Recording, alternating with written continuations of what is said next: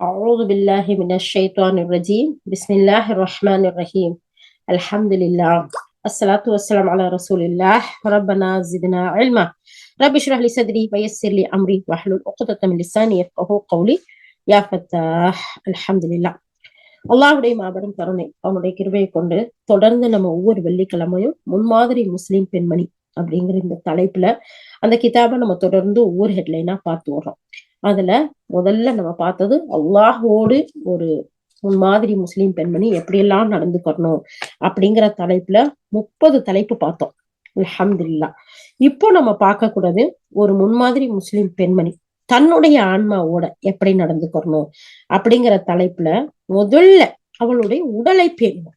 தன்னுடைய உடலை சுத்தமா வச்சுக்கிறது, உடற்பயிற்சி செய்யறது, உடலை ஆடையும் சுத்தமா வைக்கிறது, வாய் துர்நாற்றம் இல்லாம வைக்கிறது, முடிய அழகுபட வச்சுக்கிறது, அழகிய தோற்றத்தோட உடை அணிகிறது. இப்படி நம்ம 6-7 தலைப்புல ஹெட்லைன்ல நம்ம பார்த்திருக்கோம்.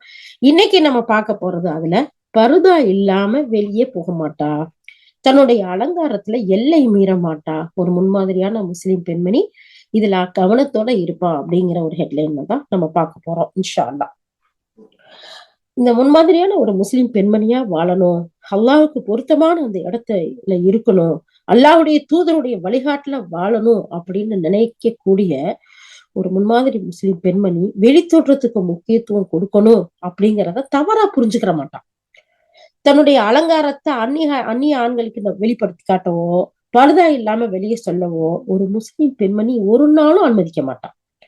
அதே நேரத்துல அலங்காரம் செய்யறது எவ்வளவு முக்கியத்துவம் இஸ்லாம் நமக்கு கொடுத்திருக்கோ அதே மாதிரி அதுல எல்லை மீறவும் கூடாது. அதுல நடுநிலையோட நடந்துக்கணும், அதுல நடுநிலைய பேணணும், சமநிலைய கடைபிடிக்கணும் அப்படிங்கிறதுலயும் இஸ்லாம் நமக்கு அழகிய வழிகாட்டுதலை கொடுத்திருக்குங்கிறதையும் நாம அறிந்து தெரிஞ்சு வச்சிருக்கணும். ஆகுமான அலங்காரத்துக்கு இஸ்லாம் நமக்கு ஆர்வம் ஊட்டி கொடுத்திருக்கு. நீங்க ஆகுமான அலங்காரங்களை செய்யுங்க. உங்களுடைய குடும்பத்தாருக்கும், உங்களுடைய கணவருக்கும், உங்களுடைய பிள்ளைகளும் உங்களை பார்த்து கண் குளிர்ச்சியோடு இருக்கணும் அப்படிங்கிறத சொல்லி கொடுத்த இஸ்லாம் எல்லை மீறுதலை, அளவு கடப்பதை கண்டிக்கவும் செய்யும். அலங்காரம் செய்யறதுக்கு, அழகுபடுத்திக்கிறதுக்கு அதுலயே அவளை அடிமையாக்குறத வன்மைய கண்டிக்கவும் செய்யும். அதையே வேலையா வச்சுக்கிறவும் கூடாது. ஏன்னா ஏன் இத நம்மளுடைய உஸ்தாத் இவ்வளவு அழகா நமக்கு சொல்லி கொடுக்குறாங்கன்னா அதே வேலையா அதுலயே எல்லை மீறி போகக்கூடியவர்களை பார்க்கத்தான் செய்யறோம். அந்த மாதிரி இஸ்லாம் நமக்கு அனுமதி கொடுக்கல.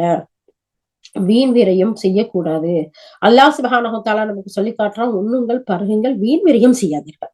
அல்லாஹ் அழகானவன். இதுக்கு சம்பந்தமா நம்ம நிறைய ஹதீஸ்களை பார்த்தோம். அல்லாஹுடைய தூதர்கிட்டயே வந்து கேக்குறாங்க.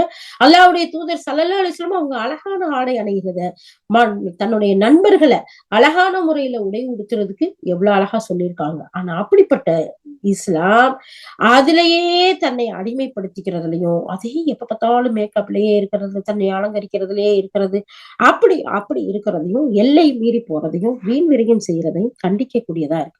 ஏன்னு சொன்னா அல்லாஹுடைய தூதர் ஸல்லல்லாஹு அலைஹி வஸல்லம் சொல்றாங்க, தீனார் திர்ஹமின் அடிமை நாசமாகட்டும், ஆடை போர்வையின் அடிமை நாசமாகட்டும்.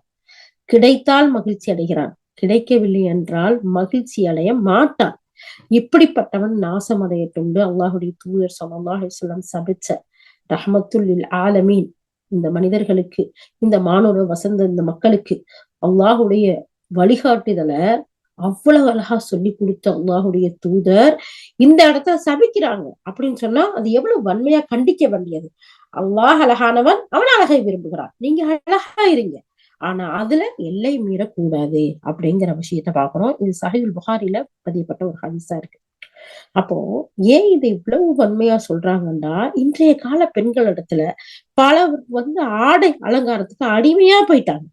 இந்த மாதிரி வீண் விரயம் செய்யக்கூடாது. அது மட்டும் இல்ல, ஒவ்வொரு ஃபங்க்ஷனுக்கும் ஒவ்வொரு புது புது ஆடை வாங்குறதுல பிரச்சனை இல்ல, ஆனா வீண் விரயம் செய்யக்கூடாது, அதுலயே பித்து பிடிச்சு அலையக்கூடாது அப்படிங்கறது தான் நோக்கமா கொண்டு இந்த இடத்துல ஆடை அலங்காரம் தேவையானது, ஆனா அதுலயே அத்துமீறல் கூடாது. அவர்களை அல்லாஹ் நேசிக்கவில்லை, அல்லாஹுடைய தூதர் நேசிக்கவில்லை. அல்லாஹுடைய தூதர் ஸல்லல்லாஹு அலைஹி வஸல்லம் தினசரங்க ஆடைக்கும் போர்வைக்கும் அடிமையாகி கிடக்கிற மக்களை பார்த்து சபிக்கக்கூடியவர்களா இருந்திருக்கிறாங்க. அதனால நம்ம கவனமா இருக்கணும் அப்படிங்கிறத சொல்லிட்டு, ஆசிரியரே நம்மளுடைய உஸ்தாதே நமக்கு சொல்றாங்க, நமது சமுதாயத்தை பிடிச்சிருக்க ஒரு சோதனை ஒண்ணு இருக்கு. அந்த சோதனை என்ன தெரியுமா? எவ்வளவு அழகா சொல்லி காட்டுறாங்க பாருங்க. அந்த சோதனை தான் திருமண விசேஷங்கள், திருமண வைபவங்கள், திருமண நிகழ்வுகள். அதுல பாத்தீங்கன்னா ஆடை அலங்காரத்துக்கும் வீண் விரயத்துக்கும் செல்வந்தர்களா இருக்கிறவங்க எல்லை மீறி போற விஷயத்த பாக்குறோம். அவர்களுடைய திருமண விழாக்கள், திருமண நிகழ்ச்சிகள் எப்படி இருக்கு தெரியுமா? ஃபேஷன் ஷோ மாதிரி இருக்குது. மணப்பெண்ணுக்கு பல ஆடைகளை உடுத்துறது, போடுறது, அது சுத்தி வர்றது, அந்த ஆடைகளை மாத்தி மாத்தி அப்படியே சுத்தி வர்றது, வலம் வர்றது, இது இருக்குல்ல, இது மிகப்பெரிய கண்டிக்கத்தக்க ஒரு விஷயம்.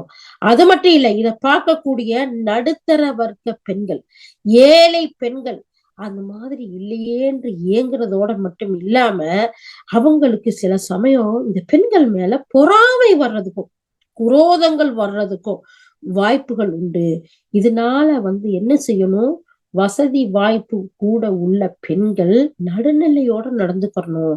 இது விரும்பத்தகாத ஒரு சூழ்நிலைகளா இருக்கு. இதை தவிர்க்கணும்.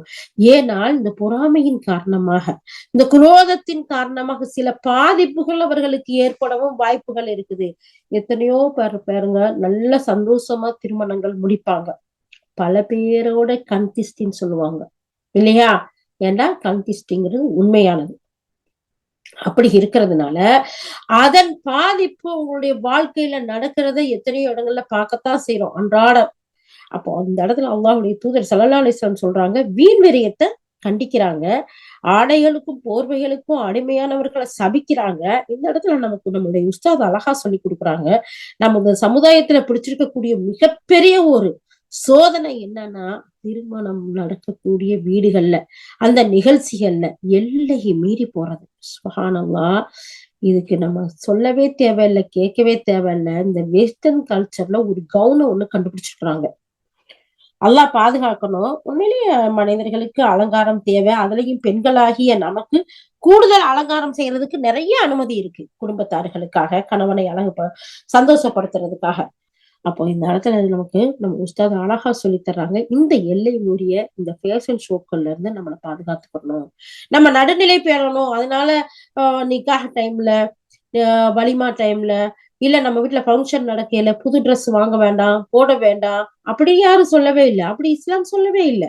அல்லாஹ்வுடைய தூதர்கிட்ட ஒரு சஹாபி கேக்குறாரு, அல்லாஹ்வுடைய தூதரே, நீங்க பெருமை செய்யக்கூடாதுங்கிறீங்க, நான் அழகா ட்ரெஸ் போடுறதையும் செப்பல் போடுறதையும் இந்த வால் உரையில வச்சுக்கிறது இருக்கு, அது கொஞ்சம் அழகா இருக்கதையும் நான் விரும்புறேன், அது பெருமையில வருமா? இல்ல, அல்லாஹ் அழகானவன், அல்லாஹ் சுப்ஹானஹு வ தஆலா அழகை விரும்புகிறான் அப்படின்னு சொல்லிட்டு வீண்வரையும் செய்யாதீங்க. அப்போ நம்ம நிக்காகலையோ வலிமாலையோ நம்ம செய்யறது எந்த ஒரு தப்பும் இல்லை. ஆனா வீண் விரயம் செய்யறது இருக்கு பாத்தீங்களா? ஒரு மனத்துக்கு பின்னாடியே இழுத்துக்கிட்டு வர்றது, அதை தூக்குறதுக்கு ஒரு 4 பேரு. அது மட்டும் இல்லாம இப்ப எல்லாம் சினிமா கல்ச்சர், டிவி கல்ச்சர், இன்னும் வேற எந்த நாட்டு கல்ச்சரோ தெரியல, எல்லாரும் ஒரே கலர்ல ட்ரெஸ் போடுறது. அப்ப இந்த மாதிரியான வீண் விரயங்கள் செய்யாதீங்க. அந்நிய கல்ச்சரை பின்பற்றாதீங்க. அல்லாஹ்வுடைய தூதர் ஸல்லல்லாஹு அலைஹி வஸல்லம் தெளிவா சொல்லியிருக்காங்க, யார் அந்நியர்களை பின்பற்றுகிறார்களோ அவர்களை சார்ந்தவர்களே.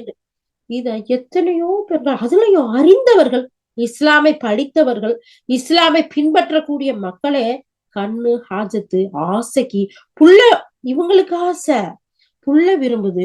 பிள்ளைங்கள்ட்ட நம்ம என்ன சொல்ல முடியும்? அந்த பிள்ளைய வளர்த்தது யாருமா? நம்ம தானே. அது டைரக்டா 23, 25, 27 வயசுல இறங்கி வந்துச்சு இல்ல இல்ல. சின்னதுல இருந்து நம்ம தானே வளர்த்தோம். இஸ்லாம சொல்லி கொடுத்து வளர்க்க வேண்டியது நம்ம மேல கடமை தானே. அல்லாஹ்வுடைய தூதர் ஸல்லல்லாஹு அலைஹி வஸல்லம் நமக்கு கற்றுக் கொடுத்திருக்காங்கல்ல, ஒவ்வொருத்தரும் பொறுப்பாளிகள். ஒவ்வொரு பெண்ணும் தன்னுடைய குடும்பத்தாருக்கு பொறுப்பாளி, அல்லாஹ் இடத்துல பதில் சொல்லணும். அப்ப இதுல நடக்கக்கூடிய வீண்வரையும் அத்தனைக்கும் அல்லாஹ் சுப்ஹானஹு வ தஆலா நாளைக்கு கேட்பான்ல. அப்ப போய் அங்க சொல்ல முடியுமா? இல்ல இல்லையா? அப்ப இந்த இடத்துல இந்த மாதிரியான திருமணங்கள்ல, விழாக்கள்ல, வீட்டுல நடக்கக்கூடிய பங்கன்கள்ல எல்லை மீறி அளவு கடந்து போறத அல்லாஹும் அல்லாஹ்வுடைய ரசூலும் கண்டிக்கிறாங்க. அல்லாஹ்வுடைய ரசூல் சபிக்கக்கூடியவர்களா இருக்கிறாங்க. அப்படி சாபத்திற்குரிய செயல்களை விட்டு, வீண் விரயங்களை விட்டு, அழகு என்ற போர்வையில், அழகுக்கு அடிமையான விஷயத்தில் எல்லை மீறி போவதிலிருந்து பாதுகாத்து இந்த மாதிரியான இடத்துல பெண்கள் நடுநிலைய பேணணும். அதுதான் விரும்பத்தக்க ஒரு செயல் அப்படிங்கிறத சொல்றாங்க. மேலும் இஸ்லாம் விரும்புகின்ற எளிமை இருக்குல்ல, பெருமைத்தனம் இல்லாத நடுநிலை போன்ற பண்பு இருக்குல்ல, இதுதான் உயர்ந்த பண்பாடு அப்படின்றத சொல்லி காட்டுறாங்க. அது மட்டும் இல்லாம தற்பெருமை கொள்றதையும் வீணான போட்டிகளையும் இஸ்லாம் வன்மையா கண்டிக்குது என்று நம்முடைய உஸ்தாத் இந்த இடத்துல நமக்கு சொல்லி காட்டுறாங்க. அப்போ மார்க்க ஒழுக்கங்களை கற்று அதை பேணி நடக்கக்கூடியவளா யார் இருப்பா? ஒரு முன்மாதிரி முஸ்லிம் பெண். ஒரு முன்மாதிரி முஸ்லிம் பெண்ணா தாய் இருக்கும்போது பிள்ளைய எப்படி வளர்த்திருப்பா? மகனை எப்படி வளர்த்திருப்பா? அப்ப அவங்க அத்துமீறி போவாங்களா? அல்லாஹ் அளவு கடந்து போவாங்களா? அல்லாஹ்வுக்கும் அல்லாஹ்வுடைய தூதருக்கும் விரும்பாத செயலை செய்வாங்களா? ஒரு நாளும் செய்ய மாட்டா. அப்ப ஒரு முஸ்லிம் பெண்மணி இது போன்ற வழிகேட்டுகளை விட்டு பாதுகாப்பா இருப்பா. இஸ்லாமிய மார்க்கத்துல நடுநிலை மற்றும் சமநிலைய கவனத்துல கொண்டு ஒரு முன்மாதிரி பெண்மணி செயல்பட வேணும் அப்படிங்கிறத இந்த இடத்துல ஷைக் நமக்கு கொடுத்து, ஒரு பெண் தன்னுடைய உடலை பேன்றதுல எவ்வளவு கவனத்தோட இருக்கணும். டெய்லி குளிக்கணும், சுத்தமா இருக்கணும், தலை சீவணும், தலைக்கு எண்ணெய் தேய்க்கணும், தலைய வாரி அழகா வச்சிருக்கணும், தன்னுடைய இருப்பிடம் எல்லாத்தையும் அழகான முறையில சுத்தமா வச்சுக்கணும், நம்மளுடைய குடும்பத்தாருக்கு கண்குளிர்ச்சியா இருக்கணும். அதோட மட்டும் இல்லாம அலங்கார விஷயத்திலையும் நடுநிலை பேணணும் அப்படிங்கிற வரைக்கும் நம்ம அல்ஹம்துலில்லாஹ் பல தலைப்புகள்ல பார்த்திருக்கோம். இன்ஷா அல்லாஹ். அப்போ எந்த இடத்துக்கும் பர்தா இல்லாம போக மாட்டா. பர்தாங்கிறது அல்லாஹ் சுப்ஹானஹு தஆலா நமக்கு கொடுத்த மிகப்பெரிய கவசம். தேவையற்ற பார்வைகள்ல இருந்தும் சரி, ஃபித்னாக்கள்ல இருந்தும் சரி, ஷைத்தானிய அத்தனை சூழ்நிலையிலிருந்தும் பாதுகாத்து நம்மளுக்கு கௌரவத்தையும் கண்ணியத்தையும் கொடுக்கக்கூடியது.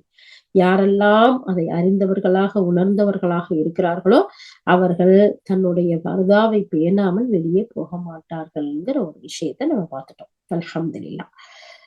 அடுத்து இந்த இடத்துல நம்ம இன்னொரு விஷயத்த பார்த்தோம். ஒரு முன்மாதிரி முஸ்லிம் பெண்மணி தன்னுடைய ரப்போட எப்படி இருக்கணுங்கிறத பார்த்துட்டு இப்ப தன்னுடைய ஆத்மாவோட எப்படி இருக்கணும், அது முதல்ல உடலை பேணணும்.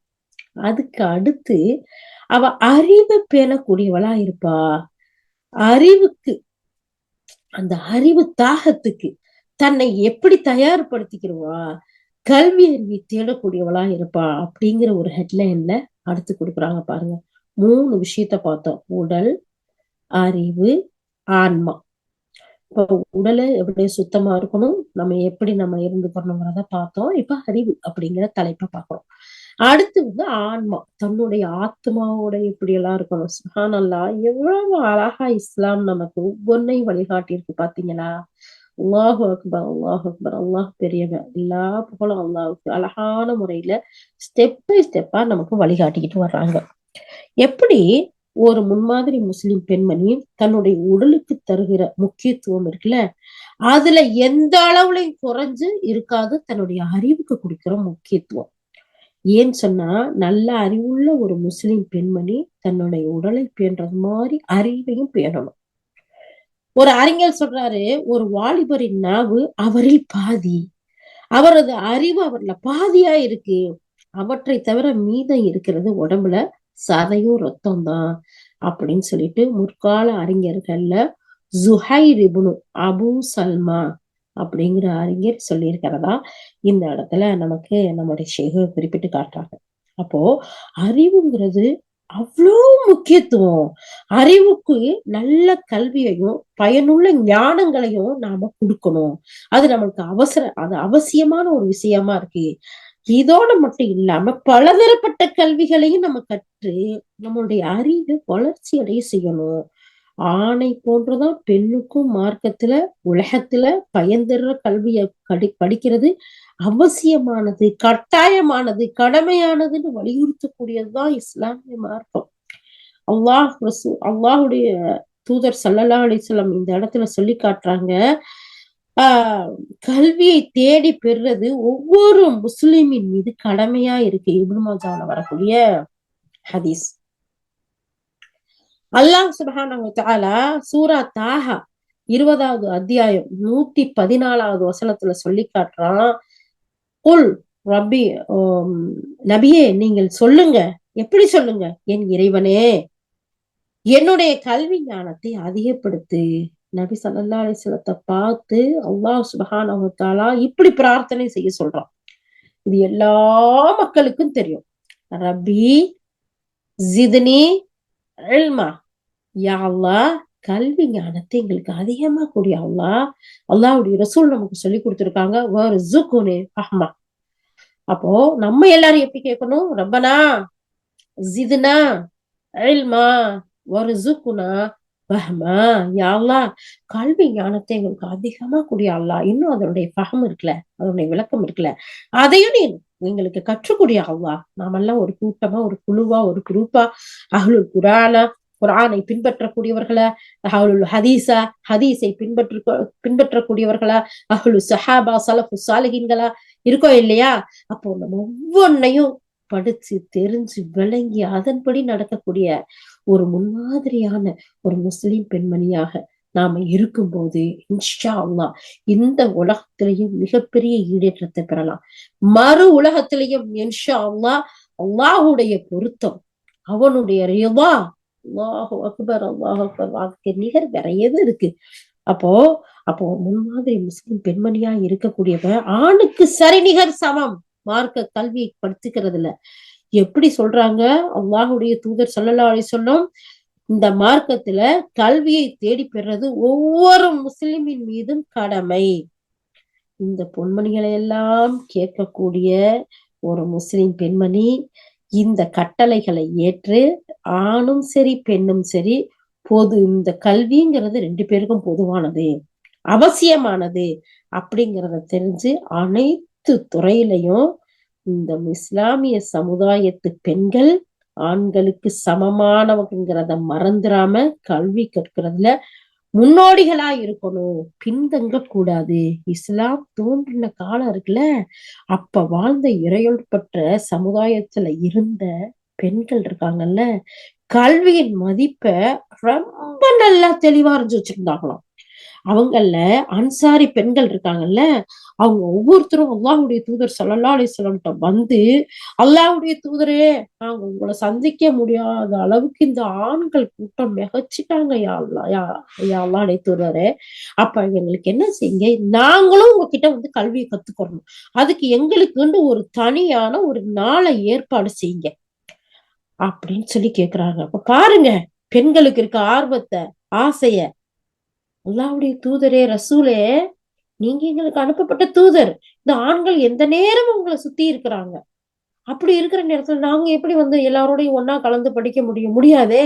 அப்ப எங்களுக்கும் நாங்களும் உங்ககிட்ட படிச்சுக்கிற வேண்டாமா? அந்த சட்டங்களை தெரிஞ்சுக்கிற வேண்டாமா? இறை கட்டளைகள், இறை வசனங்கள் இறங்குது, அதை மனனம் செய்ய வேண்டாமா? அதை விளங்கிக் கொள்ள வேண்டாமா? எங்களுடைய வாழ்க்கையில் நாங்கள் எடுத்து நடக்க வேண்டாமா? அப்ப எங்களுக்கும் ஒரு நாள் தனியா கல்வியை கற்றுக் கொடுக்க நீங்க ஏற்பாடு பண்ணுங்க இப்படின்ட்டு கேட்டதும் அல்லாஹ்வுடைய தூதர் ஸல்லல்லாஹு அலைஹி வஸல்லம், போங்கம்மா, உங்களுக்கெல்லாம் பிள்ளைகளை பாக்குறது, வீட்டை கூட்டுறது, கழுவுறது, சமைக்கிறது, அதோட இருங்கன்னு சொன்னாங்களா? பொம்பளைங்களுக்கெல்லாம் கல்வி எதுக்கு? அதெல்லாம் வீட்டுல இருக்க ஆம்பளைங்க படிச்சுட்டு வந்து அழகா சொல்லுவாங்க, கேட்டுக்கோங்க சொன்னாங்களா? அழகான முறையில அல்லாஹ்வுடைய தூதர் ஸல்லல்லாஹு அலைஹி வஸல்லம் அவங்களுக்கு ஒரு வீட்டை தயார் பண்ணி, ஒரு பெண்ணோட வீட்டை ஒதுக்கி, ஒரு நேரத்தை குறிப்பிட்டு அங்க போய் அழகா அல்லாஹ்வுடைய தூதர் ஸல்லல்லாஹு அலைஹி வஸல்லம் அவங்களுக்கு நல்லுரை வழங்குனாங்க, கல்வியை கற்றுக் கொடுத்தாங்க. அழகான முறையில அந்த கல்வியை அந்த மக்கள் கற்றுக்கொண்டாங்க. இது புகாரி ஷரீஃப்ல வரக்கூடிய ஹதீஸ். அப்ப அல்லாஹ்வும் சரி, அல்லாஹ்வுடைய தூதரும் சரி, பெண்கள் கல்வியை கற்றுக்கொள்ளணுங்கிறதுல எவ்வளவு ஆர்வத்தோடையும் ஆசையோட இருந்திருக்கிறாங்க. அவங்களும் அதுக்குரிய முக்கியத்துவத்தை விளங்கி இருந்ததுனால, ஏதோ அடுப்ப ஊதக்கூடிய பெண்களுக்கு படிப்பு எதுக்குன்னு ஏதோ ஒரு கவிதையில சொன்னாங்க. அந்த மாதிரி இருக்கல. நாங்களும் ஆண்களுக்கு சரியா நாங்க கத்துக்கறணும், வகை இறங்குறத நாங்க கேட்கணும், நாங்களும் புரிஞ்சுக்கணும், நாங்களும் மனநமிடணும் அப்படின்ட்டு அவங்க அந்த கால பெண்கள் என்ன செஞ்சாங்க, கல்வியோடைய மதிப்பை விளங்கி இருந்தாங்க. அதனாலதான் அப்படி போய் கேட்டு அல்லாஹ்வுடைய தூதர்கிட்ட படிச்சாங்க. ஒரு முஸ்லிம் பெண்மணி முற்கால கல்வி கற்பதுல மிகுந்த ஆர்வத்தோட இருந்தா. தனது மார்க்க சட்டங்களை தேர்ந்தெடுத்து தெரிஞ்சுக்கிறதுல வெட்கப்பட மாட்டா. சத்தியத்தை அறிய வெக்கங்கிறதே கிடையாது. ஏன்னா அல்லாஹ் சுப்ஹானஹு வ தஆலா சத்தியத்தை சொல்றதுக்கு எந்த இடத்துலயும் வெட்கப்பட்டதே இல்லை. ஒரு கொசுவையோ அதை விட அற்பமானதையோ சொல்வதற்கு அல்லாஹ் வெட்கப்பட மாட்டான் அப்படின்னு அல்லாஹ் தன்னுடைய வேதத்துல அழகா சொல்லியிருக்கான். அப்போ எப்போதுமே நம்ம என்ன செய்யணும்? அல்லாஹுடைய மிகப்பெரிய வழிகாட்டுதல், அல்லாஹுடைய தூதருடைய வழிகாட்டுதல் எது? கல்வியை நம்ம தேடி கற்றுக்கொள்வது. அதுல வெட்கம் கூடாது. வெட்கப்பட்டவங்களுக்கு கல்வி இல்ல அப்படிங்கறத நம்ம பாக்குறோம். அப்ப என்ன செய்யணும்? வெட்கப்பட வேண்டியதுக்கு படணும். அதுக்காக நம்ம அப்படி இருக்கக்கூடாது இல்லையா? நம்ம கல்வியை தேடி கற்றுக்கொள்றதுல நம்ம வெட்கப்படக்கூடாது அப்படிங்கிறத நம்ம பாக்குறோம். அதனால நமக்கு கிடைச்ச ஒவ்வொரு செய்திகளையும் நம்ம என்ன செய்யணும்? அழகான முறையில பெண்களின் அறிவு முதிர்ச்சிய வளர்க்கக்கூடிய மார்க்க கல்விய, மார்க்க விளக்கங்களை அல்லாஹ்விடமிருந்து, அல்லாஹுடைய தூதரிடமிருந்து பல கேள்விகளை கேட்டு எப்படி அன்சாரி பெண்கள், முன்றைய பெண்கள் கற்றுக்கொண்டார்களோ அதே மாதிரி நாமும் அதற்கான ஏற்பாடுகளை செய்யணும். எப்படி சமைக்கிறதுக்கு ஒரு டைம் ஒதுக்கி இருக்கோம், கிளீனுக்கு ஒரு டைம் ஒதுக்கி இருக்கோம், ஷாப்பிங்க்கு ஒரு டைம் வச்சிருக்கோம், அப்புறம் மற்ற வகைகளுக்கெல்லாம் வச்சிருக்கோமோ அதே மாதிரி ஒவ்வொரு நாளும் மார்க்கத்தை கற்றுக்கொள்வதற்காக, அது அல்லாத உலக கல்விகளை கற்றுக்கொள்வதற்காக. ஏண்டா இந்த இடத்துல நமக்கு எல்லா பயனுள்ள பலதரப்பட்ட கல்விகளையும் கற்று வளர்ச்சி அடைய வேண்டும்ங்கிறதான் சொல்லியிருக்காங்களே தவிர இதை மட்டும்தான் கத்துக்கணும், அதை கத்துக்க கூடாது அப்படி இஸ்லாம் எதையும் சொல்லல.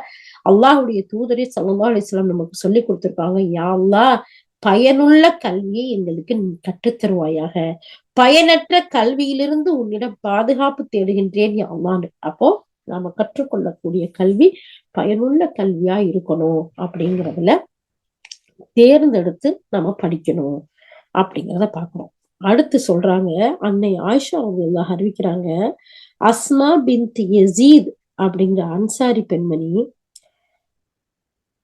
தனக்கு மாதவிடாய் நின்ற பின்னாடி எப்படி குளிக்கிறது அப்படின்னு அல்லாஹ்வுடைய தூதர் ஸல்லல்லாஹு அலைஹி வஸல்லம் கேக்குறாங்க. ஒவ்வொரு மாசமும் பெண்களாகிய நமக்கு மந்த்லி பீரியட் வரக்கூடியதா இருக்கு. சோ அப்படி வரும்போது அதிலிருந்து தூய்மையாகி குளிப்பது எப்படி, அதனுடைய சட்டம் என்ன, அதனுடைய விதிகள் என்ன அப்படின்னு சொல்லிட்டு கேக்குறாங்க. அப்படி கேட்கும்போது அல்லாஹ்வுடைய தூதர் ஸல்லல்லாஹு அலைஹி வஸல்லம் சொல்றாங்க, அந்த குளிக்கும் முறைய தண்ணீரையும் இழந்த இலையையும் கலந்து அழகிய முறையில சுத்தம் செஞ்சுக்கோங்க. அதுக்கு அடுத்து தண்ணீரை மேல ஊற்றி நறுமணம் தடவிய பஞ்சு இருக்குல்ல அதுல சுத்தம் செஞ்சுட்டு நீங்க உங்களை தூய்மைப்படுத்திக்கோங்க அப்படின்னு பதில் சொல்றாங்க. அதுக்கு அந்த பெண்ணுக்கு கிளியரா விளங்கல், கொஞ்சம் கிளியர் இல்லாம இருக்கு. உடனே அந்த பெண்மணி கேக்குறாங்க, அதை எப்படி தூய்மை செய்யறது அப்படின்னு கேக்குறாங்க. கேட்டதுமே அல்லாஹ்வுடைய ரசூல் சுப்ஹானல்லாஹ் வெக்கமா இருக்கு அவங்களுக்கு. ஏன்னா பெண்கள் சம்பந்தப்பட்ட விஷயம் இல்லையா? ஆனாலும் அது அல்லாஹ்வுடைய தூதர்கிட்ட தானே சட்டத்தை கேட்க முடியும், அவங்க தானே சட்டத்தை சொல்லிக் கொடுக்க முடியும். உடனே அவங்க இப்படி கேட்கவுமே அல்லாஹ்வுடைய ரசூல் சுப்ஹானல்லாஹ் அதனால நீங்க தூய்மைப்படுத்திக்கங்க அப்படின்னு திருப்பியும் சொல்றாங்க. அப்ப உடனே பக்கத்துல நபி ஸல்லல்லாஹு அலைஹி வஸல்லம் பக்கத்துல என்ன செய்யறாங்க, ஆயிஷா ரலியல்லாஹு இருக்கிறாங்க. அவங்க அப்படியே உள்ள கூட்டிட்டு போய் அந்த பெண்ணை அப்படியே தான் பக்கமா இழுத்து புடிச்சு உள்ள இழுத்து, இங்க வாமா, பஞ்சுல நறுமணம்னா நம்ம நறுமணத்தை தொட்டு நம்ம லீக் ஆகக்கூடிய அந்த ப்ளீட் ஆகக்கூடிய அந்த இடங்களை எல்லாம் தொடச்சு நீ சுத்தம் பண்ணிக்க, அப்புறம் இழந்த இலையை போட்டு நீ குளிச்சு தூய்மைப்படுத்திக்கோ அப்படின்னு சொல்றாங்க. இது புகாரில வரக்கூடிய ஒரு அழகிய செய்தி, ஹதீஸ். சுப்ஹானல்லாஹ். அப்ப பாருங்க எந்த அளவுக்கு அவங்க வெட்கப்படாம தெளிவா கேக்குறாங்க, நாங்க எப்படியா எந்த நேரத்துல நாங்க சுத்தம் பண்றது, எப்படி சுத்தம் பண்றது, எத்தனை நாட்கள், ஒவ்வொன்னையும் போய் கேட்டிருக்காங்க. அல்லாஹு அக்பர், அல்லாஹு அக்பர். அப்படியெல்லாம் அவங்க கேட்டதுனாலதான் இன்னைக்கு பல சட்ட விளக்கங்கள் நமக்கு அழகான முறையில இருக்குது. பாத்தீங்களா? அப்ப என்ன செய்யறாங்க, அத அல்லாஹ்வுடைய தூதர் கூட அவங்களுக்கு அழகான முறையில விளக்க சொல்றாங்க. மேற்கொண்டு சொல்ல முடியாத விஷயங்கள் சரி அவங்கதான் கேட்டுட்டாங்களே, அப்ப நான் தான் சொன்னா என்ன அப்படின்லாம் சொல்லல. உடனே பக்கத்துல இருந்த தன்னுடைய துணைவியர் அழகான முறையில அந்த பெண்ணுக்கு விளக்கம் கொடுப்பாங்க. இதுக்கு அடுத்து அஸ்மா ரலியல்லாஹு வந்து அல்லாஹ்வுடைய தூதர்கிட்ட வந்து பெருந்தொடக்குக்காக குளிக்கிற முறையை பத்தி கேக்குறாங்க. இப்போ முதல்ல வந்து மந்த்லி அந்த ரீசைக்கிள் வர்றதுல அத பத்தி என்ன அப்படிங்கிற மாதிரி அஸ்மா பின்த் யசீத் அவங்க வந்து கேக்குறாங்க. இப்ப இந்த இடத்துல வந்து என்ன செய்யறாங்க, அஸ்மா ரலியல்லாஹு அல்லாஹ்வுடைய தூதர்கிட்ட பெருந்தொடக்குக்கு, பெருந்தொடக்குண்டா என்ன, கணவன் மனைவி சேர்ந்து இருந்தா குளிப்பு கடமையாகுதா, அப்படிப்பட்ட பெருந்தொடக்கு. இப்ப நிஃபாஸ் உடைய கட்டம் இருக்கு, அதாவது வந்து குழந்தை பேரு, அப்ப அந்த ஆஃப்டர் அதுக்கு சுத்தமான பின்னாடி துடைக்கிறதுக்கு அதுக்கு பெருந்தொடக்குன்னு சொல்லுவோம்.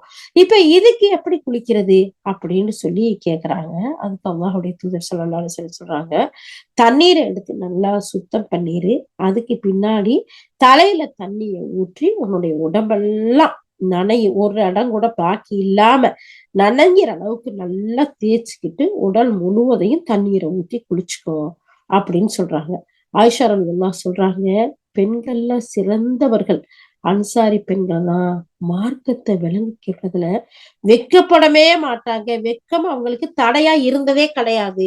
இதெல்லாம் எப்படி போய் தெரிஞ்சுக்கிறது, யார்கிட்ட தெரிகிறது, அவங்க எல்லாம் இந்த மாதிரியான கேள்விகள் கேட்டு இந்த சட்டங்களை எல்லாம் பெற்றுக்கொண்டதுனாலதான் இன்னைக்கு நமக்கு ரொம்ப ஈஸியா இலகுவா நம்ம இருக்கிறோம் இல்லையா. அப்ப அல்லாஹ்வுடைய தூதர்கிட்ட பெண்கள் ஆகியவர்கள் அவர்களுக்கு தேவையான கல்வியை அழகான முறையில கேட்டு படிச்சாங்க. அப்ப பெண்கள் ஆகிய நாமும் நம்மளுக்கு தேவையான கல்விகளை அந்த இடத்துல போய் படிக்கிறதுக்கோ கேட்கறதுக்கோ வெட்கப்படக்கூடாது. ஆனா அதிகப்படியா தேவையில்லாத பேச்சுக்களை தவிர்க்க வேண்டும். அதே நேரத்துல ஆலிம்கள்ட்ட அறிஞர்கள்ட்ட நம்ம கேட்டோம்னா நாசூக்கா ரொம்ப அழகான முறையில கேட்கணும். அத அல்லாத மற்ற கேள்விகளை குறித்து பாவம் அவங்களுக்கு சங்கடத்தை ஏற்படுத்தக்கூடாது. ஏன்னா நபி ஸல்லல்லாஹு அலைஹி வஸல்லத்துக்கு வந்து அஸ்மா ரலியல்லாஹு வந்து கேட்கும்போது திருப்பியும் கேக்குறாங்க, எப்படின்னா அதை கிளீன் பண்றது அப்படின்னு. ஏன்னா பிளட் அப்படிங்கல ஒரு கவிச்சி, ஒரு அதுக்கு இருந்த ஒரு ஸ்மெல் இருக்கு இல்லையா. அதனால அல்லாஹ்வுடைய ரசூல் சொல்றாங்க, நீங்க என்ன செய்யுங்க, அத நறுமணம் தடவைய பஞ்சுல சுத்தம் பண்ணுங்க. இன்னைக்கு பாத்தீங்கன்னா ஏர் ஃப்ரெஷ், ரூம் ஸ்ப்ரே, எத்தனை வகையான ஸ்ப்ரே, எத்தனை விதையான ஸ்ப்ரேலயே அத்தரு அந்த மாதிரி எல்லாம் வந்துருச்சு இல்லையா. அப்போ அது வந்து நமக்கு ஒரு கெட்ட ஸ்மெல்லை ஏற்படுத்தும். நம்ம கூட இருக்கவங்களுக்கு ஒரு அருவருப்பை கொடுக்க கூடாது, ஒரு அசுத்தத்தை நம்ம ஏற்படுத்தக்கூடாது. நம்மள நறுமணத்தோட கிளீன் பண்ணி நல்ல ஒரு அழகான முறையில நடந்துக்கணும் அப்படிங்கிறதுக்கு இன்னைக்கு நமக்கு சொல்லி காட்டுறாங்க. அல்ஹம்துலில்லாஹ். அடுத்து உம்மு சலமா ரதியல்லாஹு அவங்க சொல்றாங்க, அபூ தல்ஹா அவருடைய மனைவி உம்மு சுலைம் அவங்க வந்து அல்லாஹ்வுடைய தூதர் ஸல்லல்லாஹு அலைஹி வஸல்லத்திட்ட வந்து, அல்லாஹ்வுடைய தூதரே, சத்தியத்தை சொல்ல அல்லாஹ் வைக்கப்படுறதில்ல, அப்போ ஒரு அப்படின்னு சொல்லி கேக்குறாங்க. சுப்ஹானல்லாஹ். அல்லாஹ் அக்பர். உம்மு சலமா ரலியல்லாஹு அறிவிக்கிறாங்க இந்த ஹதீஸ. எப்படின்னா அபூ தல்ஹாவுடைய மனைவி உம்மு சுலைம் வர்றாங்க அல்லாஹ்வுடைய தூதர்கிட்ட வந்து, அல்லாஹ்வுடைய தூதரே, அல்லாஹ் சத்தியத்தை சொல்ல எப்பயும் வெட்கப்படுறது இல்லைல்ல. ஆமா, வெட்கப்படுறது இல்ல. அப்போ ஒரு பெண்ணுக்கு தூக்கத்துல ஸ்கலிதமாயிட்டா அப்ப அவ என்ன செய்யணும், அவ குளிக்கிறது அவளுக்கு கடமையா அப்படின்னு சொல்லி கேக்குறாங்க. அதுக்கு அல்லாஹ்வுடைய தூதர் ஸல்லல்லாஹு அலைஹி வஸல்லம் சொல்றாங்க, ஆமா, தூங்கி எழுந்திரிச்சதும் அவ வந்து அவளுக்கு ஏதோ ஸ்கலிதமாயி ஏதோ அவளுக்கு வெளியாகி இருக்கிறத அவ பார்த்தா அவ குளிக்கிறது அவ மேல கடமை அப்படின்னு பதில் சொல்றாங்க. உடனே அந்த பொண்ணுக்கு வந்து கேட்டுருச்சு, கேட்டுட்டும் ஒரு வெட்கம், முகத்தை மூடிக்கிட்டு திருப்பியும் கேக்குறாங்க, பெண்களுக்கும் ஸ்கலிதம் ஏற்படுமா? என்னடா இது வரைக்கும் ஆண்களுக்கு தான் ஆஹ் அந்த மாதிரி கேள்விப்பட்டிருக்கோம், ஆனா பெண்களுக்கும் இப்படி ஏற்படுமா அப்படின்னு சொல்லிட்டு கேக்குறாங்க. கேள்வியும் கேட்டாச்சு, ஆன்சரையும் வாங்கியாச்சு. இன்னும் அவங்களுக்கு கொஞ்சம் கிளியரா அவங்களுக்கு தேவைப்படுது. அப்ப அவங்க சொல்றாங்க, அல்லாஹ்வுடைய தூதரே, இந்த மாதிரி நடக்குமா? உடனே அல்லாஹ்வுடைய தூதர் ஸல்லல்லாஹு அலைஹி வஸல்லம் சொல்றாங்க, உன்னுடைய வலக்கரம் மண்ணை கவ்வட்டும், பிறகு எப்படி வந்து குழந்தை வந்து தாயோட சாயல்ல பிறக்குது அப்படின்னு கேக்குறாங்க. சுப்ஹானல்லாஹ். இது வந்து சஹீஹ் முஸ்லிம்ல பதியப்பட்டிருக்கு, புகாரிலே இந்த ஹதீஸ் வந்திருக்கு. அப்ப பாருங்க, பெண்களுக்கும் அந்த உணர்வுகள்லாம் இருக்கு, பெண்களுக்கும் அந்த நிலைகள்லாம் இருக்கு. அப்போ அல்லாஹ் சுப்ஹானஹு வ தஆலா இன்னும் இதுல நிறைய ஆய்வுகள் நடத்த வேண்டியிருக்கு. மார்க்க சட்டம் படிச்சவங்களுக்கு, குர்ஆனையும் ஹதீஸையும் படிச்சவங்களுக்கு இதெல்லாம் எதுக்கு? அப்படி இல்ல. அல்லாஹ் சுப்ஹானஹு வ தஆலா தன்னுடைய அழகான கருத்துக்களை, ஆய்வுகளை சொல்லி கொடுக்குறான். அப்ப பாருங்க, பெண்களுடைய சாயல்ல பிள்ளைங்க இருக்குதுன்னா அவங்கள்ட்ட இருந்து வரக்கூடிய அந்த கலவை, அந்த ஜீன், அதோடைய மரபணு மாற்றங்கள் இது அப்படிங்கிறத பாக்குறோம். அல்லாஹு அக்பர், அல்லாஹு அக்பர். அப்ப அந்த இடத்துல சொல்றாங்க. இன்னொரு, அதாவது முஸ்லிம்ல இன்னொரு அறிவிப்புல வந்திருக்கு. எப்படின்னா, முஸ்லிம் வந்து நபி ஸல்லல்லாஹு அலைஹி வஸல்லம் கேக்குறாங்கல்ல. அப்படி கேட்கும் போது ஆயிஷா நாயகி பக்கத்துல இருக்காங்க. இந்த கேள்வியை முஸ்லிம் கேட்டதுமே நபி ஸல்லல்லாஹு அலைஹி வஸல்லம் கேட்டதுமே, முஸ்லிமே நீ பெண்களை ரொம்ப கேவலப்படுத்திட்ட, ரொம்ப இழிவுபடுத்திட்ட, என்ன இப்படி கேக்குற அப்படிங்கிற மாதிரி உன்னுடைய வழக்கரம் மன்னிக்கவட்டும் அப்படின்னு சொல்றாங்க. உடனே ஆயிஷா வந்து அல்லாஹ் கிட்ட அல்லாஹுடைய தூதர் ஸல்லல்லாஹு அலைஹி வஸல்லம், இல்ல இல்ல இல்ல, நீதான், உன் வழக்கரம் தான் மண்ணை கவட்டும். அவ எவ்வளவு அழகான கேள்வியை கேட்டு இந்த சமுதாயத்துக்கு சொல்றா அப்படின்னு சொல்லிட்டு, பெண் அப்படிப்பட்ட ஸ்கலிதத்தை பார்த்தால் குளித்து கொள்ளட்டும் அப்படின்னு சொல்றாங்க. இது சஹீஹ் முஸ்லிம்ல மட்டும் பதியப்பட்டிருக்கு. அல்லாஹு அக்பர். அப்ப பாருங்க, தனக்கு தேவையான நாலேஜ், இது எல்லாம் சயின்ஸ், அறிவியல். நம்ம சயின்ஸ்ல போய் படிச்சு அது அங்க போய் பார்த்தா தான் தெரியும். ஆனா தனக்கு தேவையான விஷயங்களை எப்படி வந்து அல்லாஹுடைய தூதர் கிட்ட கேட்டிருக்கிறாங்க. அவங்களும் அதுக்குரிய பதிலை எவ்வளவு அழகா சொல்லியிருக்காங்க பாருங்க. அல்லாஹு அக்பர். அப்போ அல்லாஹுடைய தூதர் ஸல்லல்லாஹு அலைஹி வஸல்லம் அவங்க காலத்துல வாழ்ந்த மேன்மைக்குரிய சமுதாயத்தின் பெண்கள் நபி ஸல்லல்லாஹு அலைஹி வஸல்லம் அவங்க கிட்ட மார்க்க சட்டத்தை விரிவா கேட்கறதுல எப்போதுமே பின்தங்கினது கிடையாது. நல்லறிவுள்ள ஒரு முஸ்லிம் பெண்மணி அந்த காலத்துல பிரச்சனைகள் வரும்போது தானா நேரடியா போய் நபி ஸல்லல்லாஹு அலைஹி வஸல்லம் சந்திச்சு தன்னுடைய சந்தேகங்களை அழகான முறையில கேட்டு சரி செய்து கொள்வாங்க. அல்லாஹ்வுடைய தூதர் ஸல்லல்லாஹு அலைஹி வஸல்லம் அந்த சட்ட நுணுக்கங்களை தெரிந்து அவர்களுக்கு இருக்க ஆர்வத்தையும் பார்த்து அதுக்கு பொருத்தமான நிகழ்ச்சியில பொருத்தமான பதில்களை அவங்களுக்கு கற்றுக் கொடுப்பாங்க அப்படிங்கிறதையும் நம்ம பாக்குறோம். சுப்ஹானல்லாஹ், அல்லாஹு அக்பர். அப்ப பெண்கள் ஆகிய நாம இதுல எல்லாம் நம்மளுடைய இந்த கல்வி விஷயத்துல ரொம்ப விழிப்புணர்வோடையும் ஆசையோடையும் ஆர்வத்தோடையும் சந்தர்ப்பங்கள் எதையுமே வீணாக்காம கற்றுக்கொள்ளக்கூடியவர்களா இருக்கணும். அதுக்கு அடுத்து பாருங்க, சுபையா பின் அல் ஹாரிஸ் ரலியல்லாஹு அவங்க சொல்றாங்க, அபு ஆமிர் இப்னு லுஐ குலத்தை சேர்ந்த சாதி இப்னு ஹவுலா அவங்க வந்து என்ன செய்யறாங்க, ஆஹ் அவங்களுடைய, அதாவது வந்து சாத் இப்னு ஹவுலா ரலியல்லாஹு அவர்களுடைய மனைவியா இருக்கிறாங்க. சாத் ரலியல்லாஹு என்ன செய்யறாங்க, பத்ரு போர்ல கலந்துக்கிறாங்க. சாத் ரலியல்லாஹுடைய மனைவி யார் இருக்கா, ஹவுலா. இவங்க வந்து பத்ரு போர்ல சாது வந்து கலந்துக்கிறாங்க. நபி ஸல்லல்லாஹு அலைஹி வஸல்லம் அவங்களுடைய இறுதி ஹஜ்ஜில வந்து சாத் ரலியல்லாஹு இறந்துட்டாங்க. சாத் ரலியல்லாஹுன்னு சொல்லக்கூடிய சஹாபி, அவங்க வந்து பத்ர் போர்ல கலந்து கொண்ட சஹாபியா இருக்கிறாங்க. இவங்க ஹஜ்ஜு, அந்த நபி ஸல்லல்லாஹு அலைஹி வஸல்லம் செஞ்ச அந்த ஹஜ் நேரத்துல மரணம் அடைஞ்சாங்க. அப்போ அவங்களுடைய மனைவி இருக்கிறாங்கல்ல, அந்த சுபையா, அவங்க வந்து அப்ப கர்ப்பமா இருக்கிறாங்க. சாத் ரலியல்லாஹு தஆலா இறந்ததுக்கு பின்னாடி கொஞ்ச நாள்ல இந்த சுபையா ரலியல்லாஹு அன்ஹா டெலிவரி ஆகுது, பிரசவம் ஆகுது. அப்படி பிரசவத்துக்கு பின்னாடி அவங்க என்ன செய்யறாங்க, அவங்களுடைய அவங்களுடைய ரத்தப்போக்கு, ப்ளீடிங் எல்லாம் நின்று சுத்தமானதுக்கு பின்னாடி அவங்க என்ன செய்யறாங்க, தன்னை திருமணத்துக்கு ரெடி ஆகிக்கிறதுக்காக, பெண் பேச வர்றதுக்காக வரக்கூடிய மக்களுக்கு தன்னை அலங்காரம் பண்ணிக்கிறணும்னு அலங்காரம் பண்ணிக்கிறாங்க. இப்படி இருக்கக்கூடிய இந்த நிலையில ஒருத்தர் வந்து பாக்குறாரு இவங்க அலங்காரம் பண்றத. பனு அப்தித்தார் அந்த குலத்தை சேர்ந்த ஒருத்தர். யாரு, அபுல் சனாபில் இப்னு பாக் ரலியல்லாஹு அன்ஹு. அவங்க வந்து பார்த்துட்டு, சுபையா நீ என்ன திருமண ஆசை வந்துருச்சா, நீ திருமணம் பண்ண உன்னை ரெடியாக்கிட்டு இருக்கியே, அல்லாஹ் மீது சத்தியமா கணவர் மூத்தாயிட்டா 4 மாசம் 10 நாட்கள் முடிகிற வரைக்கும் இதான் இருக்கணும், அப்புறம் தான் திருமணம் பண்ண முடியும், ஏன்னா இப்பயே ரெடி ஆயிட்ட அப்படிங்கிற மாதிரி கேக்குறாங்க. அப்போ சுபையா ரலியல்லாஹு அன்ஹா சொல்றாங்க, இத கேட்டுட்டு, இத இன்னொருத்தர் வந்து அபுல் சனாபில் அப்படிங்கிறவங்களும் உங்கள்ட்ட வந்து சொல்றாங்க, இங்க பாரு உன்னை பத்தி இப்படி பேசிக்கிறாங்க, நீ 4 மாசம் 10 நாள் இதான் இருக்காம நீ திருமணத்துக்கு ரெடி ஆயிட்டேன்னு. சரின்ட்டு இத கேட்ட உடனே அன்னைக்கு சாயந்தரமே என்ன செய்யறாங்க, ஒரு துணி எடுக்கிறாங்க, அதை உடுத்திக்கிட்டு தன்னைய மறைச்சுக்கிட்டு அல்லாஹ்வுடைய தூதர் ஸல்லல்லாஹு அலைஹி வஸல்லம் போய் இது பத்தி கேக்குறாங்க. அதுக்கு அல்லாஹ்வுடைய தூதர் ஸல்லல்லாஹு அலைஹி வஸல்லம் சொல்றாங்க பாருங்க, சுப்ஹானல்லாஹ், சஹாபிய பெண்கள் ஒவ்வொருத்தரும் மார்க்க சட்டங்களை விலகிறதுல, தன்னுடைய வாழ்க்கையில அதை விளங்கி நடக்கிறதுல, அதை செயல்படுத்துறதுல எவ்வளவு கண்ணும் கருத்துமா ஆர்வமா இருந்திருக்கிறாங்க பாருங்க.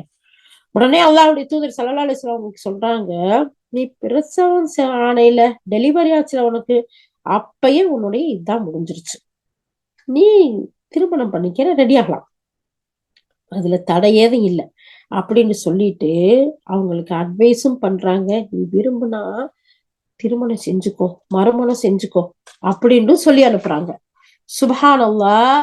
அந்த பெண் சொல்றாங்க, உனக்கு நீ எப்ப டெலிவரி ஆனியோ அப்பயே உனக்கு இதா காலம் முடிஞ்சிருச்சு, அதனால நீ திருமணம் செய்யறதுல தடை இல்ல, நீ விரும்புனா மறுமணம் செஞ்சுக்கன்னு சொல்லிட்டு அல்லாஹ்வுடைய தூதர் எனக்கு கட்டளையிட்டாங்க. புகாரில வரக்கூடிய ஹதீஸ். சுப்ஹானல்லாஹ். அப்போ ஒரு பெண் எவ்வளவு காலம் இதா இருக்கணும், இத்தாவுடைய சட்டங்கள் என்ன, இத்தாவுடைய ரூல்ஸ் அண்ட் ரெகுலேஷன் என்ன, கணவன் மரணிச்சா 4 மாசம் 10 நாள் இருக்கணும், ஆனா கற்பமுற்று இருக்கக்கூடியவ அவளுடைய சட்டம் என்ன, இப்பதான் பிகினிங்கா இருந்தா கடைசி வரைக்கும் இருக்கணும், ஆனா கடைசி நேரமா இருந்தா அடுத்த செகண்ட் மௌத்தாகி அடுத்த நிமிஷம் பிள்ளைய பெற்றாலும் அவங்களுடைய இதா காலம் முடியுது அப்படிங்கிற வரைக்கும் எவ்வளவு அழகா சட்டங்களை, நுணுக்கங்களை, கல்விய படிச்சிருக்கிறாங்க பாருங்க. இந்த சுபையா மார்க்க சட்டத்தை தெளிவா தெரிஞ்சுக்கிறதுல, சரியானதை தேடி ஆய்வு செய்யறதுல அவங்க கடைப்பிடிச்ச அந்த நுட்பமான முறை இருக்குல்ல, அது அவருக்கு மட்டும் இல்ல, மறுமை நாள் வரையுள்ள எல்லா முஸ்லிம்களுக்கும் பெரிய நன்மையும் பலனும் இதன் மூலமா கிடைச்சிச்சு. சுப்ஹானல்லாஹ், அல்லாஹு அக்பர். அப்போ இதத்தான் முன்னோர்கள் பின்னோர்கள் அதுக்கு அடுத்து வந்த அறிஞர்கள் சட்டமா எடுத்திருக்காங்க. குறிப்பா 4 இமாம்களும், யாரு, இமாம் ஷாஃபி, இமாம் ஹனஃபி, இமாம் மாலிகி, இமாம் அபு ஹனீஃபா ரஹ்மத்துல்லாஹ், இவங்க எல்லாருமே இதத்தான் சொல்றாங்க. விதவை பெண் கர்ப்பிணியா இருந்தா அவள் பிரசவிப்பதுதான் அவளுடைய இதுதான் முடிவு காலம். அப்போ இந்த இறந்த சில விடாண்டுகள்லயே அவங்க பிள்ளைய பெத்துட்டாலும் சரி, அவளுடைய இதா காலம் முடிஞ்சிருது, அவ அடுத்து வேற ஒருத்தரை மனம் முடிக்க ஆகுமானது அப்படிங்கிறது எல்லா அறிஞர்களும் ஒருமித்த கருத்தா சொல்றாங்க. இந்த கருத்து எங்க இருந்து வந்துச்சு? சுபையா ரலியல்லாஹு அன்ஹா அழகான முறையில அவங்க அல்லாஹ்வுடைய தூதர்கிட்ட கேட்டதுடைய விளக்கம் இன்னைக்கு 1400 ஆண்டுகளையும் கடந்து இனிமேல் மறுமை நாள் வரைக்கும் இது முஸ்லிம்களுக்கு அழகிய சட்ட விளக்கமா இருக்கு. அப்ப இந்த கல்விய, இந்த சட்டத்தை அவங்க போய் கேட்டு விளக்கம் தெரியாம இருந்திருந்தா நமக்கு எவ்வளவு பெரிய கஷ்டமா போயிருக்கும். அல்லாஹு அக்பர். அப்போ சுபையா ரலியல்லாஹுடைய இந்த செயல் நம்ம பாராட்டியே ஆகணும். நமக்கு ஏற்பட்ட பிரச்சனைகளுக்கு சரியான மார்க்க சட்டத்தை தேடி சென்று அழகான முறையில கற்றுக் கொடுத்து இந்த மக்களுக்கு, இந்த சமுதாயத்துக்கு ஒரு மிகப்பெரிய ஒரு அழகான ஒரு செயலை கற்றுக் கொடுத்துட்டு போயிருக்கிறாங்க. அதனால ஆண்கள் கல்வியை தேடுவது எவ்வளவு அவசியமோ அதே மாதிரி பெண்களும் கல்வியை தேடி கற்றுக்கொள்வது அவசியம். அல்லாஹ்வுடைய தூதர் ஸல்லல்லாஹு அலைஹி வஸல்லம் சொன்னாங்க, கல்வியை தேடி பெறுறது ஒவ்வொரு முஸ்லிமுக்கும் கடமை அப்படிங்கிறது சுனன் இப்னு மாஜால பதியப்பட்டிருக்கு. இந்த இடத்துல முஸ்லிம்ங்கிறதுக்கு பொருள் அல்லாஹ்வை தவிர வணக்கத்திற்குரியவன் யாரும் இல்ல, முஹம்மது நபி ஸல்லல்லாஹு அலைஹி வஸல்லம் அல்லாஹ்வுடைய தூதர்னு கூறி களிமா சொல்ல ஒவ்வொரு ஆணாவோ பெண்ணாவோ இருக்கட்டும், அவங்க ஒவ்வொருத்தருக்குமே கல்வியை தேடுவது இந்த 2 பேருக்கும் அவசியம் அப்படிங்கிறத சொல்றாங்க. சுப்ஹானல்லாஹ். அப்ப முஸ்லிம் தான் யாரு? லா இலாஹ இல்லல்லாஹ், வணக்கத்திற்கு தகுதியானவன் அல்லாஹ் ஒருத்தன் தான். அவனுடைய தூதர்கள் பலர், லட்சத்திற்கும் மேற்பட்டவர்கள், அதில் இறுதியானவர்கள் முஹம்மது ஸல்லல்லாஹு அலைஹி வஸல்லம் சொன்ன ஒவ்வொரு ஆணுக்கும் ஒவ்வொரு பெண்ணுக்கும் கல்வியை தேடி கற்றுக்கொள்வது அவசியமானதுன்னு அல்லாஹ்வுடைய ரசூல் ரொம்ப தெளிவா சொல்லியிருக்காங்க. சுப்ஹானல்லாஹ். அதனால இந்த இஸ்லாமிய பெண்கள் ஒவ்வொருத்தரும் கல்வி தாகம் உள்ளவர்களாக இருக்கணும், கல்வியை கற்பதற்கு முக்கியத்துவம் கொடுக்கணும். அது மட்டும் இல்ல, அப்படி இருக்கணுங்கிறதுல இப்ப ஒரு முன்மாதிரி முஸ்லிம் பெண்ணா இருக்கிறவ இந்த கல்வியை தேடுறது, கற்றுக்கொள்வது அப்படிங்கிறது ஆச்சரியப்படக்கூடிய ஒரு விஷயம் இல்லை. ஏன்னா அதான் அவளுடைய அசல், அது அவள் மீது கடமை. அழகான முறையில் கல்வியை கற்றுக்கொள்ள வேண்டியது. கல்வியை கொண்டு தன்னை அலங்கரித்துக் கொள்ளணும். சுப்ஹானல்லாஹ், கல்வி நமக்கு அலங்காரம்ங்கிறாங்க அல்லாஹ்வுடைய தூதர். அப்போ தன்னிடம் இருக்கக்கூடிய தன்னுடைய பிள்ளைகள், தன்னுடைய குடும்பத்தார், தன்னுடைய சமூகம், தன்னுடைய நலன், இதையெல்லாம் பேணக்கூடிய ஒரு முன்மாதிரி முஸ்லிம் பெண்மணி இதையெல்லாம் புரிஞ்சுக்கிடுவா. அதனால மார்க்கத்திலையும் சரி, உலக விஷயத்திலையும் சரி, தனக்கு பயன் தரக்கூடிய கல்விகளை தேடி திருப்தியோடையும் ஆர்வத்தோடையும் முழு மனதோடையும் கற்றுக்கொள்ள ஈடுபடக்கூடியவளா இருப்பா. சுப்ஹானல்லாஹ். அப்போ அந்த கற்றுக்கொள்ளக்கூடிய கல்விய ஆழமான முறையில கற்றுக்கொள்வா. அதிலும் அல்ஹம்துலில்லாஹ் அடுத்த ஹெட்லைன் என்ன சொல்றாங்க தெரியுமா? முஸ்லிம் பெண் எதை ஆழமா கற்றுக்கொள்ளணும் தெரியுமா? இந்த ஹெட்லைனை போட்டு சொல்றாங்க, அல்லாஹுடைய நூலாகிய அல் குர்ஆனை முதலில் திருத்தமா ஓதுறதுக்கு கற்றுக்கொள்ளணும். அடுத்து அதனுடைய விரிவுரைகளை கற்றுக்கொள்ளணும். இதுல குர்ஆனை கற்றுக்கொள்ளாத மக்களாக இருந்தா, இல்ல நம்ம குடும்பத்தார்கள் இருந்தா, அவர்களுக்கு முதலா கற்றுக் கொடுக்க வேண்டிய கல்வி எது? முக்கியமான கல்வி எது? அவசியமான கல்வி எது? அல்லாஹுடைய வேதம். அதை திருத்தமாக ஓதுவதற்கு நம்ம கற்றுக் கொடுக்கணும். சுப்ஹானல்லாஹ். இதுவரைக்கும் அலட்சியமா இருந்துட்டா, பொடுப்போக்கா இருந்துட்டா, இனி வயசாயிருச்சு இனி எதுக்குன்னு சொல்லி இருந்திருந்தால், இந்த இந்த வசனங்களை கேட்டதுக்கு பின்னாடியாச்சும் நம்ம ஒவ்வொருத்தரும் என்ன செய்யணும்? அப்படி இல்லை, மரணிக்கும் முன்னால் அல்லாஹ் சுப்ஹானஹு தஆலா அவனுடைய கல்வியை கற்றுக்கொள்ள சொல்லியிருக்கான். அதையும் அவனுடைய வார்த்தைகளை கற்றுக்கொள்ள சொல்லியிருக்கான். அதை நம்ம கற்றுக்கொள்ளணும். நிச்சயமா அல்லாஹ் கொடுப்பான். அதெல்லாம் நமக்கு ஈஸியா இருக்க கொடுப்பான். அப்படிங்கிறதுல நம்ம எல்லாரும், குறிப்பா நான் இந்த இடத்துல ஒரு விஷயத்த சொல்லி கிடக்கிறேன். நம்மளுடைய ஆண்கள், நம்ம வீட்டு ஆண்கள் சிறு வயசுல அவங்க உண்மையிலேயே பேரண்ட்ஸ் ஓததான் வச்சிருப்பாங்க, ஓதிதான் இருப்பாங்க. ஆனா படிப்பு, கல்வி, வேலை, வெளிநாடு, இல்ல சந்தர்ப்பம், அந்த மாதிரி போய் அப்படியே மறந்தவங்க எவ்வளவோ பேர் இருக்காங்க. அதனால நம்ம வீட்டுல குடும்பத்துல இருக்க ஆண்களுக்கு நம்ம சொல்லணும், அல்லாஹ் சுப்ஹானஹு தஆலா சொல்றான், அவனுடைய குர்ஆனை முதல்ல கத்துக்கிறணும். அல்லாஹ்வுடைய தூதர் நமக்கு வலியுறுத்தி காட்டுறாங்க. அறிஞர்கள் எல்லாம் படிக்கக்கூடிய கல்வியிலேயே எது சிறந்தது தெரியுமா? முதல்ல குர்ஆனை கத்துக்கிறது. அதனாலதான் நம்மளுடைய முன்னோர்கள் நம்ம ஸ்கூல்ல சேர்க்கறதுக்கு முன்னாடியே மதரசாக்கள்ல சேர்த்துருவாங்க. முதல்ல குர்ஆனிய கல்வியை தான் கற்றுக் கொடுப்பாங்க இல்லையா? அப்போ இந்த குர்ஆனை கற்றுக்கொள்ளணும், அதை திருத்தமா கத்துக்கணும். எவ்வளவோ பேருக்கு அந்த குர்ஆனை ஓத தெரியும், ஆனா திருத்தமா ஓத தெரியாது. அதனால எழுத்து பிழைகள், எத்தனையோ மீனிங், அதாவது அர்த்தங்கள் மாறக்கூடியதை நம்ம பார்க்கிறோம். அதனால யாரும் வெட்கப்படாம அவங்கவங்களுக்கு தெரிஞ்ச, அவங்கவங்களுக்கு கூட இருக்கக்கூடிய மக்கள்கிட்ட கத்துக்கணும். இன்னைக்கு ஆன்லைன்ல இதுக்கு நிறைய வசதிகள் இருக்கு, ஃப்ரீ கிளாஸ் நிறைய இருக்கு. நிறைய பேர் நிறைய சொல்லி கொடுக்குறாங்க. அல்ஹம்துலில்லாஹ். அல்லாஹ் யா அல்லாஹ் அவர்களுக்கெல்லாம் நீ பரக்கத் செய்ய அல்லாஹ். யா அல்லாஹ் அவர்களுக்கெல்லாம், இந்த ஏற்பாட்டாளர்களுக்கும் அந்த இது செய்யக்கூடிய அத்தனை மக்களுக்கும் நீ பரக்கத் செய்ய அல்லாஹ். அவர்கள் எல்லாம் நீ பொருந்திக் கொள்ளிய அல்லாஹ். அவர்களுடைய நியத்தை எல்லாம் நீ தூய்மையானதாக்கி வை அல்லாஹ். அதை சேர்ந்து படிக்கக்கூடிய ஒவ்வொரு மாணவிகளுக்கும் மாணவர்களுக்கும் யா அல்லாஹ் நீ ஆர்வத்தையும் ஆசையையும் கொடுத்து முழுமை பெற கிருபை செய்ய அல்லாஹ். உண்மையிலே நிறைய பேர் சொல்லி கொடுக்குறாங்க. அதே நேரத்துல இது சம்பந்தமா படிச்சுட்டு அதுதான் அவங்களுடைய வேலையா இருக்கிறவங்க இதுக்கு ஃபீஸ் வாங்கியும் இதுக்கு சொல்லி கொடுக்குறாங்க. அதுவும் தப்பு கிடையாது. அது அல்லாஹ்வுடைய ரசூல் அனுமதித்த ஒரு விஷயம்.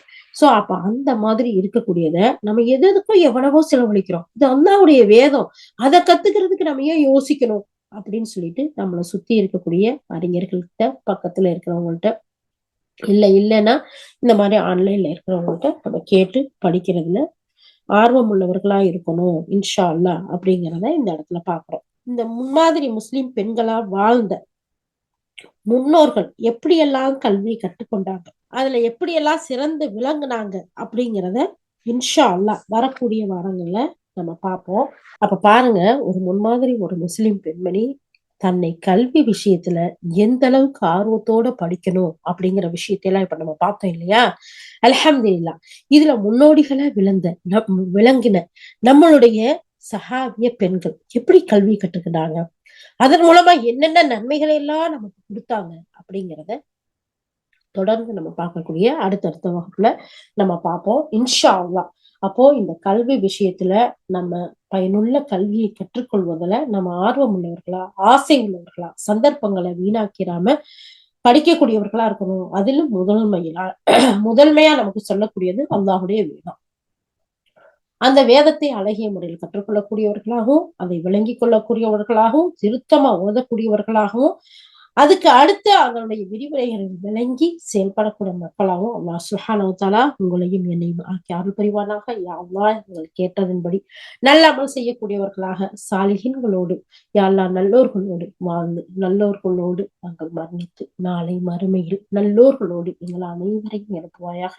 யா அல்லாஹ் எங்கள் குற்றம் குறைகளை மன்னித்தருள்வாயாக. யா அல்லாஹ் நாங்கள் அறிந்தும் அறியாமல் தெரிந்தும் தெரியாமல் தவறுகள் செய்திருந்தால் எங்களை மன்னிப்பாயாக. யா அல்லாஹ் எங்களுடைய இந்த விஷயத்தில் கூடுதல் குறைவாக நான் என்னுடைய முயற்சிப்படி உடையும் சொல்லவில்லை. யா அல்லாஹ் யா அல்லாஹ் நான் உன்னுடைய வசனங்களை சொல்கின்றேன். யா அல்லாஹ் அதில் தவறுகள் இருந்தால் யா அல்லாஹ் என்னையும் அறியாமல் நான் தவறிழைத்திருந்தால் யா அல்லாஹ் நீ என்னை மன்னித்தருள்வாயாக. யா அல்லாஹ் கிருபை செய்வாயாக. யா அல்லாஹ் உன்னுடைய ஈடேற்றத்தை எங்கள் அனைவருக்கும் தந்தருள்வாயாக. யா அல்லாஹ் யா அல்லாஹ் எங்கள் பாவங்களை மன்னித்து யா அல்லாஹ் உன்னுடைய பொருத்தத்தை தந்தருள்வாயாக.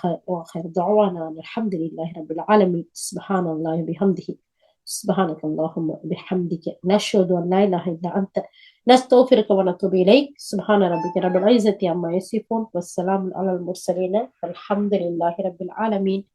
السلام عليكم ورحمة الله وبركاته.